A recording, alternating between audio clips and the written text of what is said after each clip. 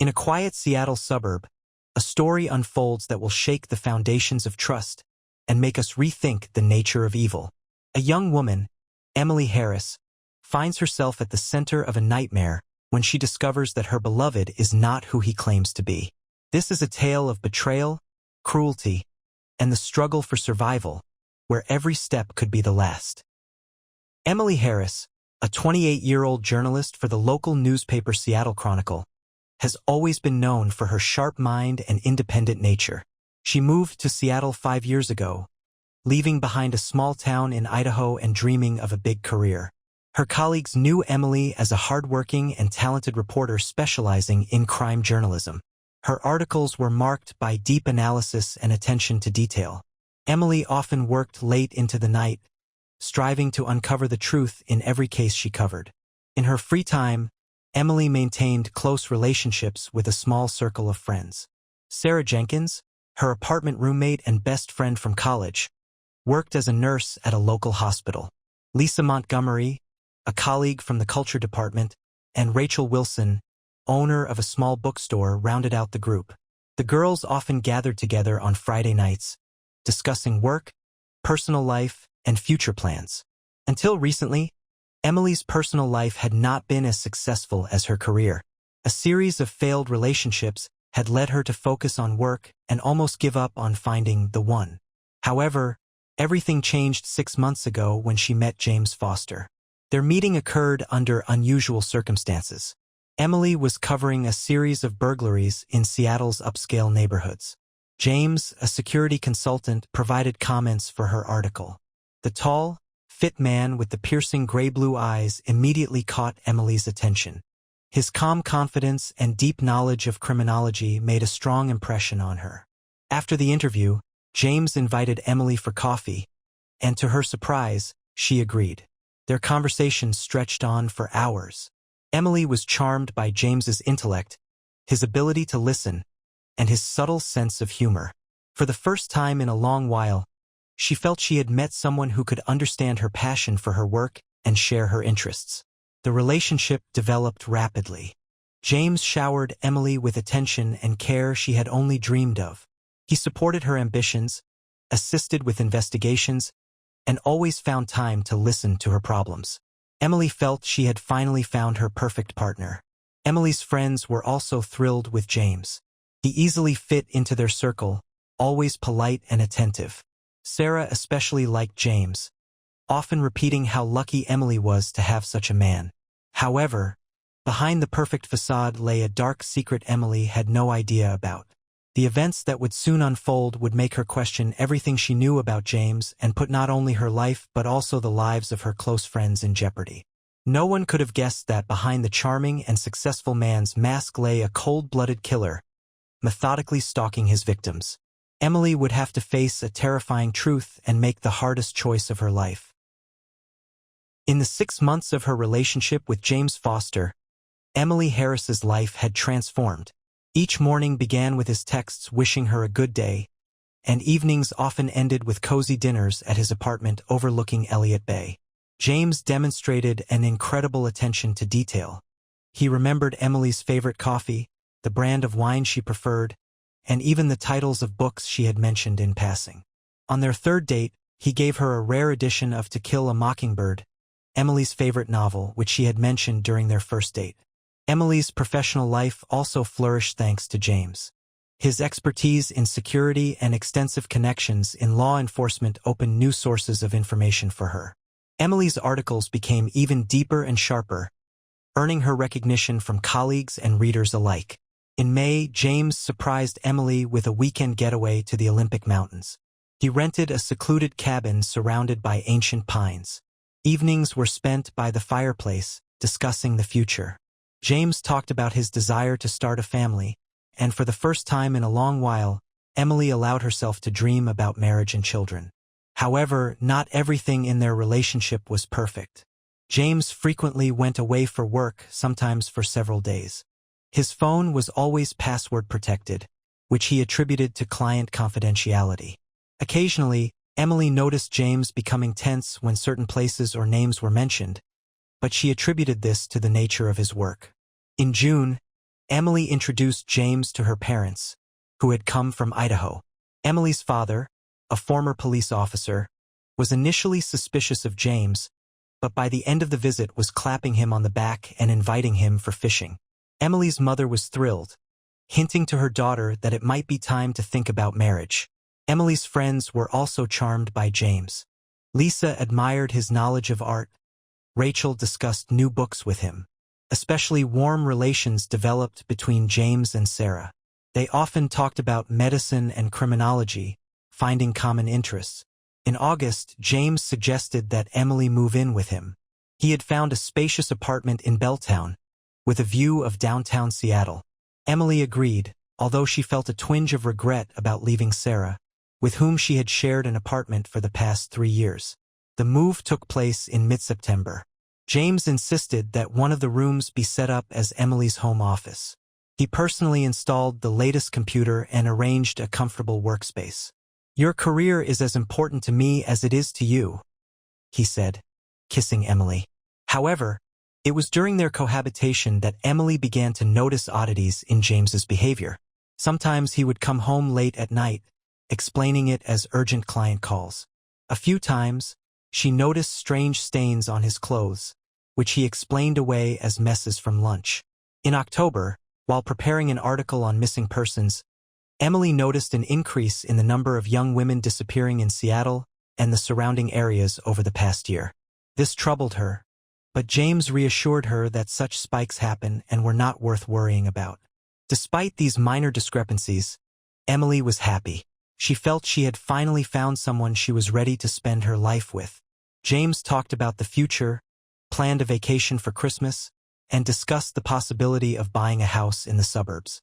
Emily couldn't know that behind the facade of perfect relationship lay a horrifying truth. She was unaware that the man she had loved with all her heart was leading a double life. A life devoid of compassion and morality. A life that would soon turn her world upside down and present her with the hardest choice of her life. November in Seattle was particularly cold and rainy. Emily Harris became deeply immersed in her investigation into a series of articles about missing women, unaware that this investigation would lead her to a shocking discovery.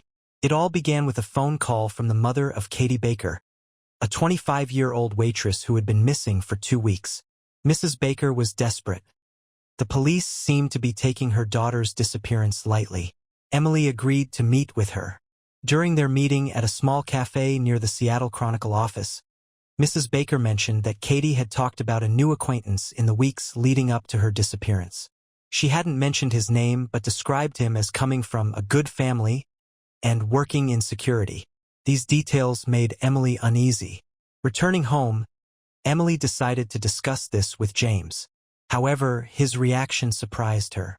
Typically interested in her investigations, this time he seemed irritated and advised her not to get involved.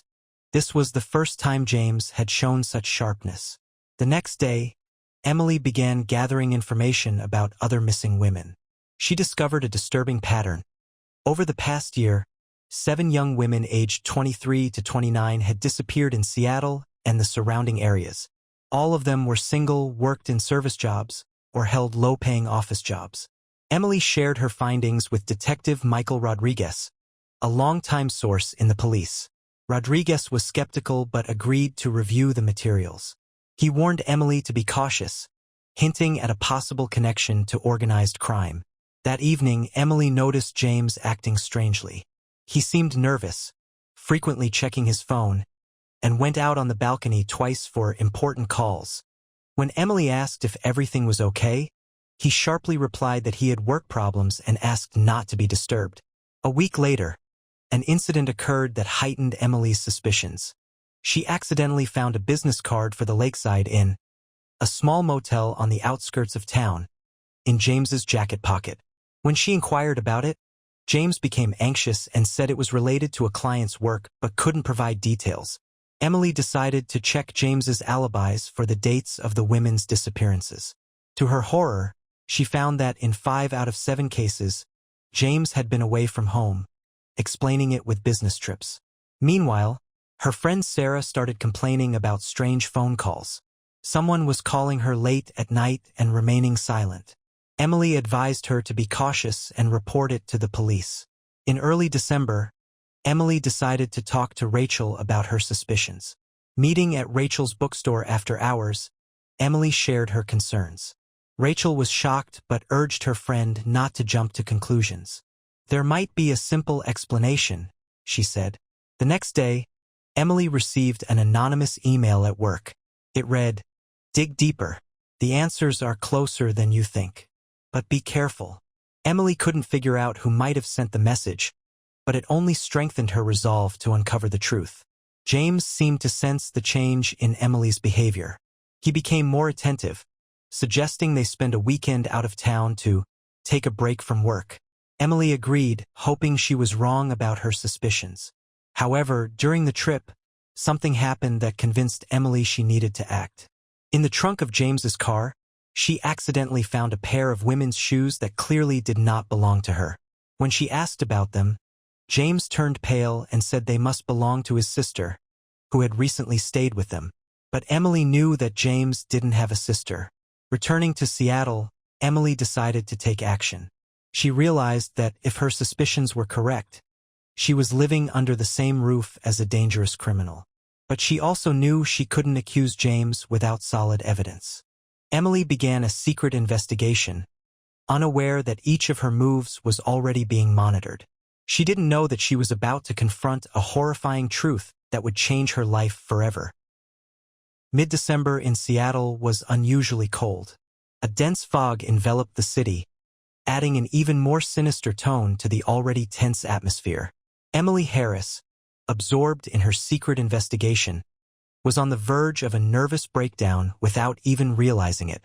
December 12th, Thursday. Emily woke up to the sound of the phone ringing. It was 6:30 a.m. It was Lisa, her voice trembling with anxiety. "Emily, Sarah didn't show up for her night shift. She's not answering her phone. I'm worried." A chill ran down Emily's spine. Sarah never missed work without warning. She quickly got dressed and slipped out of the apartment, trying not to wake James. Sarah's apartment greeted Emily with an ominous silence.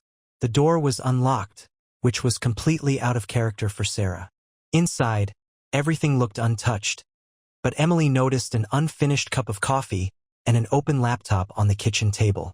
Checking the laptop, Emily found that Sarah had been browsing articles about missing women, the very ones Emily had been working on. The last entry in the browser history was from 10:17 p.m. the previous day. Emily called the police, but they told her that a missing person report could only be filed 24 hours after the person's disappearance. She felt that every minute counted. Returning home, Emily found that James had already left for work, leaving a note about an urgent client call. This heightened her suspicions. Throughout the day, Emily called all the hospitals and morgues, but there was no sign of Sarah. She contacted Sarah's parents, who lived in Portland. They immediately headed to Seattle. In the evening, Emily met with Lisa and Rachel at a cafe near the hospital where Sarah worked. They discussed the last days before Sarah's disappearance. Lisa recalled that Sarah had mentioned a strange man who had come to the hospital several times asking about her. She said he was well-dressed and polite, but there was something about him that made her uneasy, Lisa said. Emily felt her heart begin to race. Rachel suggested putting up missing person flyers around the city. They split up and spent several hours posting flyers with Sarah's photo and description. Returning home late in the evening, Emily found James watching the news. He seemed concerned about Sarah's disappearance and offered to help with the search. Emily watched his reaction closely, trying to detect any signs of deceit. The next day, December 13th, Emily officially filed a missing person report for Sarah. Detective Rodriguez took on the case personally, remembering their previous conversations about the missing women. The police searched Sarah's apartment but found no obvious signs of struggle or break-in. The street surveillance cameras did not capture anything suspicious. It seemed as if Sarah had simply vanished into thin air. Emily continued her investigation with renewed energy. She checked the surveillance footage from the area around the hospital where Sarah worked. In one of the recordings, she saw a man who resembled the description of the one Lisa had mentioned. His face was not visible, but something about his walk seemed familiar to Emily. On December 16th, Monday, an event occurred that confirmed Emily's suspicions. Returning home earlier than usual, she caught James destroying some documents. He was so absorbed in his task that he didn't hear her come in.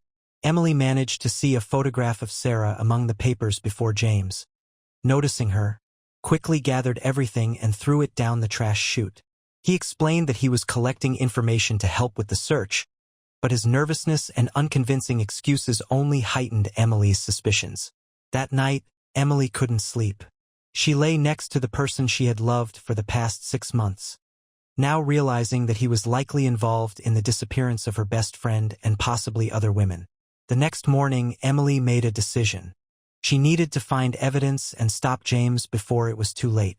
But she also understood that if her suspicions were correct, her own life was in danger. Emily began planning her next steps, unaware that James had already guessed her suspicions. The cat-and-mouse game had begun, and the stakes in this game were not only Sarah's life but Emily's own as well. December 18th. Emily Harris woke up with a firm determination to find evidence against James. She knew that every minute could be crucial in saving Sarah if she was still alive. In the morning, as soon as James left for work, Emily began a thorough search of their apartment. She checked every drawer, every closet, but found nothing suspicious. James was cautious. At lunchtime, Emily met with Detective Rodriguez at a small cafe. She shared her suspicions with him, but without solid evidence, the police couldn't take action. Rodriguez advised her to be extremely careful. If you're right, Emily, you're living with a dangerous criminal. Returning to the newsroom, Emily immersed herself in digging into James's past. She contacted his former employers and checked his university records. On the surface, everything seemed impeccable. But the deeper she dug, the more inconsistencies she found. Turned out that James had changed his last name 5 years ago. His previous last name was Foster, not Green as he had told her. Additionally, his resume had a 2-year gap, which he explained away as work abroad, but Emily couldn't find any confirmation of this. On December 20th, Emily decided on a risky move. She installed a hidden camera in their shared apartment, disguised as a charger. She knew it was illegal but felt she had no choice. That evening, Lisa reported that the strange man had been seen at the hospital again. This time, he was inquiring about the schedule of the nurses. Emily advised Lisa to be extremely cautious and report any suspicious activity immediately. On December 21st, while reviewing the camera footage, Emily noticed that James was searching for something in their apartment late at night. He methodically checked all corners, as if he feared being watched. This only heightened her suspicions. The next day, Emily decided to follow James. She told him she was going for an interview, but she rented a car and began surveilling the office where he supposedly worked. To her surprise, James left the building just an hour after arriving. He got into his car and drove out of town. Emily followed at a safe distance. After an hour and a half of driving, James turned onto a dirt road leading to an abandoned warehouse. Emily stopped at a distance, observing through binoculars. She saw James enter the building carrying a large bag. Her heart raced as she approached the warehouse. Through a dirty window, she saw James descending into the basement. Emily quickly took a few photos with her phone and hurried back to her car. On her way back to the city, she called Detective Rodriguez and reported what she had seen. Rodriguez promised to organize immediate surveillance of the warehouse but warned Emily to stay away from the location. That evening, Emily received an anonymous email. It contained coordinates to a location in the woods near the city and a short message, "Dig here." The sender used a disposable email address, and Emily couldn't reply or trace the source. On December 23rd, Emily decided to check the location. She took Rachel with her, not revealing the full truth but mentioning that it might be related to Sarah's disappearance. They arrived at the site early in the morning. After an hour of searching, Rachel stumbled upon something solid in the ground. They began digging and soon discovered a plastic container. Inside were personal belongings and documents of several missing women, including Sarah. Emily immediately called Rodriguez.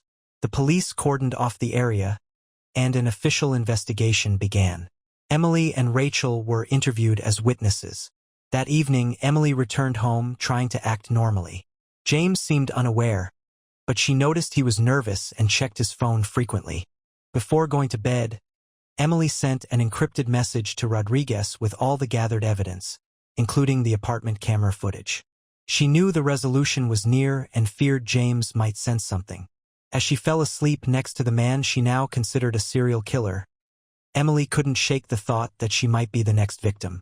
She knew she had to stay extremely cautious while the police gathered enough evidence to arrest James. Tomorrow was Christmas Eve, and Emily hoped it would be the last day of her nightmare. But she didn't know that James had already guessed her investigation and was preparing his own plan. December 24th, Christmas Eve.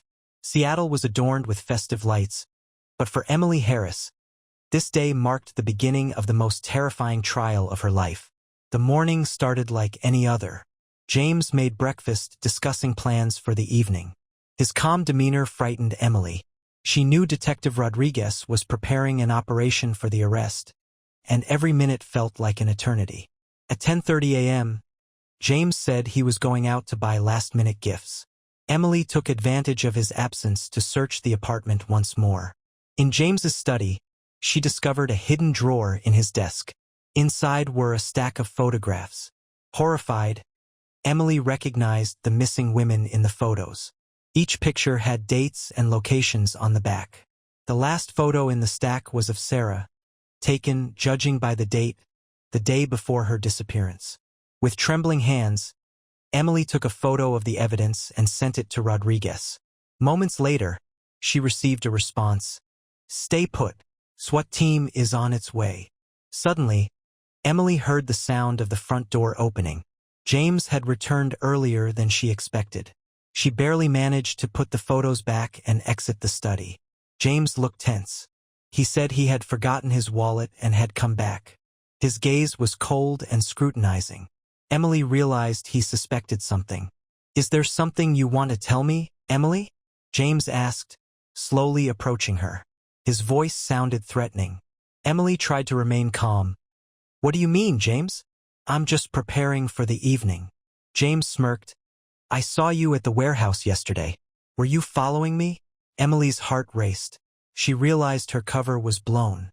At that moment, her phone rang. The screen showed Rodriguez's name. James's face instantly changed. He lunged at Emily, trying to grab her phone. A struggle ensued. Emily managed to push James away and run out of the apartment. She raced down the stairs, hearing heavy footsteps behind her.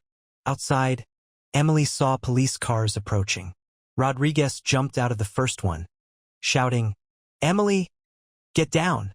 James burst out of the building with a gun in hand. Shots rang out. Emily felt a sharp pain in her shoulder and fell to the ground. The next minutes were a blur of screams, gunshots, and sirens. When everything quieted down, she saw Rodriguez leaning over her.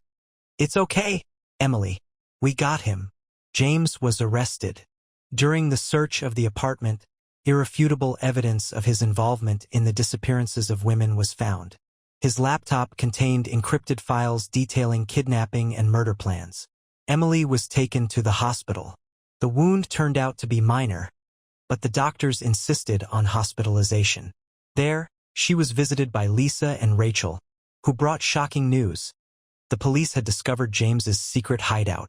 In the basement of the abandoned warehouse, they found Sarah, alive but severely malnourished. It turned out that James had kept his victims imprisoned for several weeks before killing them. Sarah was his last captive, and thanks to Emily's quick actions, she was saved. During interrogations, James confessed to the murder of 6 women. He revealed that he selected his victims by studying their lives carefully and used his knowledge of security to cover his tracks. Emily spent several days in the hospital, recovering not only from the physical wound but also from the emotional trauma. She couldn't believe that the man she had loved was a cold-blooded killer. Sarah, in the neighboring room, was gradually recovering. She shared that James had planned to make Emily his next victim, but her investigation had disrupted his plans. On December 31st, New Year's Eve, Emily was discharged from the hospital. She returned to the empty apartment where she had once lived with the person she had considered the love of her life. Now, the apartment felt foreign and hostile. Emily knew she faced a long road to recovery, both physical and emotional. But she also understood that through her perseverance and bravery, she had stopped a serial killer and saved her best friend's life. Standing by the window, watching the New Year's fireworks, Emily thought about the new challenges the coming year would bring. But she felt ready. She had survived, grown stronger, and was determined to use her experience to help other crime victims. January 1st, New Year's Day. Emily Harris woke up in her apartment, which now felt foreign and cold. The events of the past weeks still haunted her in nightmares. In the morning, she received a call from Detective Rodriguez with shocking news. James had escaped during transport to the county jail. 2 officers were critically injured. Fear gripped Emily as she realized that James might come back to finish what he started. Rodriguez insisted on round-the-clock protection for both Emily and Sarah. The police launched a massive manhunt, but James seemed to have vanished without a trace. January 3rd, Emily returned to the newsroom. Her colleagues greeted her as a hero, but she felt only emptiness and fear. The editor-in-chief suggested she write a series of articles about her experience, but Emily declined. She wasn't ready to relive the nightmare. That evening, Emily received a strange message on her work email. "The game isn't over. I'll be coming for you." The police were unable to trace the source. January 5th, Sarah was discharged from the hospital. Emily insisted that her friend move in with her. Together, they felt safer, but fear clung to them at every moment. A week later, a new disappearance occurred in Seattle. A young woman resembling Emily vanished on her way home from work. The police suspected James was responsible. Unable to stay on the sidelines, Emily began her own investigation despite Rodriguez's objections. She felt that she knew James's thinking better than anyone. January 15th, Emily noticed a suspicious man following her near the newsroom. She tried to catch him, but he disappeared into the crowd. Later, she found an envelope in her mailbox with a photograph of a sleeping Sarah, clearly taken in their apartment. The back of the photo read, "You can't protect everyone." Emily realized that James was playing games with her. He could have broken into their apartment at any time but instead chose to send threats. He was reveling in her fear. January 20th brought a breakthrough in the investigation. Emily, while reviewing old files on James, discovered a pattern in the locations where he had held his victims. All were linked to his childhood in a small town in Oregon. Emily shared her theory with Rodriguez, leading the police to start checking all abandoned buildings in that area. January 23rd, there was a report of suspicious activity at an old sawmill near James's hometown. Rodriguez led the operation to capture him, insisting that Emily stay in Seattle under protection. But Emily couldn't sit idly by. She secretly followed the police, feeling she needed to be there when James was caught. Upon arriving at the scene, Emily saw that the operation had already begun. Gunshots and shouts came from the old sawmill building. Suddenly, she spotted a shadow moving in the woods behind the building. It was James trying to escape. Without thinking, Emily ran after him. She knew it was reckless, but she couldn't let him slip away again. The chase led them to a cliff overlooking a raging river. Cornered, James turned to Emily, his eyes filled with a mix of rage and despair. "You ruined everything, Emily. We could have been happy together," he rasped, slowly approaching her. Emily stood still, looking into the eyes of the man she once loved. "It's over, James. You won't hurt anyone else." At that moment, a gunshot rang out. James staggered and fell to his knees. Behind Emily stood Detective Rodriguez with a smoking gun in hand. James was immediately taken into custody. This time, he was surrounded by dozens of armed officers, leaving no chance for escape. As medics attended to James, Emily watched him, feeling a strange emptiness. The man she knew, loved, and planned a future with had turned out to be a monster. And now that monster was finally defeated. Rodriguez approached Emily. "You shouldn't have been here," he said sternly, but there was respect in his eyes. Emily only nodded in response. She knew she had acted recklessly, but she couldn't help it. This was her fight, her demon, and she needed to see his downfall with her own eyes. As James was led away, he looked at Emily one last time. In his gaze, she saw not hatred or anger, but only emptiness. At that moment, Emily understood that the nightmare was finally over. January 25th. Emily Harris sat in the interrogation room at the Seattle police station. Across from her, shackled to the table, was James Foster, the man she once loved, now revealed as a serial killer. Detective Rodriguez reluctantly agreed to this meeting. "You have 15 minutes, Emily." "No more," he said, closing the door behind him. James looked up at Emily. His face was pale, dark circles under his eyes. "Did you come to gloat?" he asked with a bitter smile. Emily shook her head. "I came to understand," she replied firmly. "Why, James? Why did you do this?" James was silent for a few seconds before he began to speak. His voice was quiet, but each word hit Emily like a hammer. He spoke of his childhood, marked by violence and neglect, of a mother who died when he was 12 and an alcoholic father, of his first murder, committed at 19, accidentally, as he claimed. "After that, I felt control, power. I could decide who would live and who would die," James said, not looking up from his hands. "It was like a drug. I couldn't stop." Emily listened, feeling nausea rise in her throat. "And me? Was I also a target?" James looked her in the eyes. "You were special, Emily. I really loved you. I thought I could stop for you. But then you decided to kill my best friend," Emily finished for him. James nodded. "I saw how you were looking into the missing women cases. I realized you suspected something, and I decided Sarah would be my last victim. Then we'd leave and start a new life." A shiver ran down Emily's spine. "Did you really think I could live with you after that?" "I hoped you'd never find out," James answered. There was a hint of regret in his voice. Emily stood up. She felt empty. "You were wrong, James. I would have found out. Eventually. And I would have stopped you." James looked up at her. "I know, Emily. You're stronger than I thought. Stronger than I am." At that moment, the door opened. Detective Rodriguez walked in. "Time's up," he said. Emily took one last look at James. The person sitting before her was just a shadow of the man she had known. A monster in human guise. "Goodbye, James," she said and walked out of the room. In the corridor, Emily took a deep breath. She felt the weight of the past months beginning to lift. The road to recovery would be long, but the worst was behind her. Rodriguez placed a hand on her shoulder. "Are you okay?" Emily nodded. I will be. I will be." As she left the police station, Emily saw Sarah, Liza, and Rachel waiting for her. They embraced her wordlessly. In that moment, Emily realized she was not alone. She had support, she had something to fight for. James Foster stood trial a month later. Emily testified, looking him in the eye without flinching.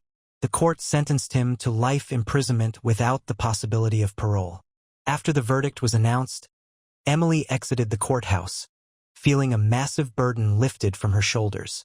She knew the nightmare was finally over. It was time to start living anew. Subscribe to the channel so you don't miss new stories that are coming out every day.